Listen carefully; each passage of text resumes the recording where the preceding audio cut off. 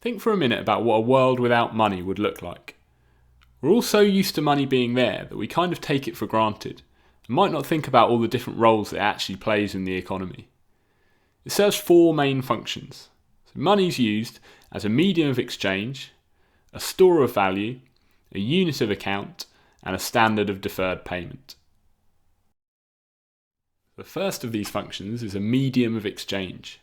This is probably the most important and definitely its most obvious function.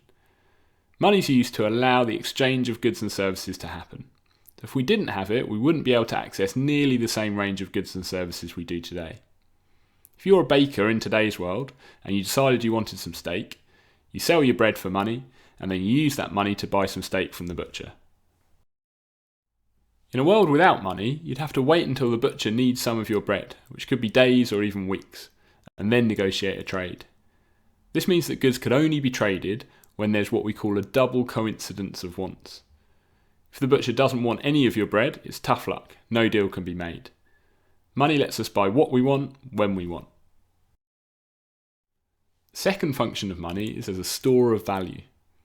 This means that money's got to be worth something now, tomorrow, and in 10 years' time. It doesn't have to be used immediately. So if we didn't have money, we'd struggle to find the best way to store our wealth. The baker can't keep his life savings in bread and cakes as they'll go stale. He'll want to put his earnings in a bank or under his mattress and save it for when he next needs it. Now, inflation does eat away at this function. Without going into too much detail for now, inflation causes the value of money to decrease. You'll probably have noticed how most things increase in price year on year.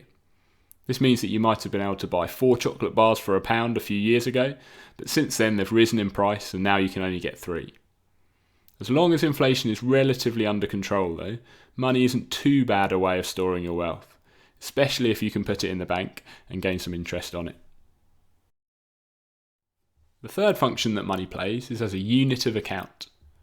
For our economy to work in the way that it does, it's important to be able to compare the value of different goods and services.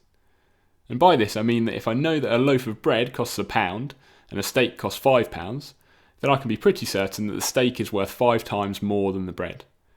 Money allows me to gauge the value of one good or service against another. The fourth of our functions of money is as a standard of deferred payment, basically paying for something later on. This function is sometimes ignored as it's really just a combination of the other three. Standard of deferred payment means that we can make contracts to pay for goods and services at some point in the future. So if a plumber comes to fix your boiler, you might not be paying them immediately because they'll invoice you instead. You know that you're going to pay them using money because that's the medium of exchange. The plumber knows that money's a store of value, and so they know that the pound will still have value when you pay that invoice. And finally, you can be assured that the amount due is the correct unit of account in that the plumber hasn't just made up a random amount on the invoice. It reflects the value of the service they provided. This all means that money allows payments and debts to be deferred or paid in the future. So let's sum up. It isn't surprising that money plays a big part in today's society and economy. To better understand why it's important, we've covered its 4 main functions. A medium of exchange. So it replaces the old bartering system and allows goods and services to be exchanged without the need for a double coincidence of wants. A store of value. Money can be saved today and used tomorrow or in 10 years' time. A unit of account. Money allows us to easily gauge the value of a good or service against another. And finally, a standard of deferred payment. Money enables us to receive a good or service today and then pay for it in the future.